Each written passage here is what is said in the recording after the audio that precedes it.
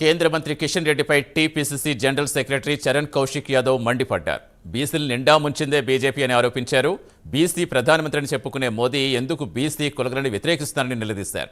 ఎందుకు జాతీయ స్థాయిలో కులగణన చేయటం లేదో కిషన్ రెడ్డి సమాధానం చెప్పాలని డిమాండ్ చేశారు. ఎందుకు చట్టసభల్లో బీసీలకు రిజర్వేషన్ కల్పించలేదో సమాధానం చెప్పాలన్నారు.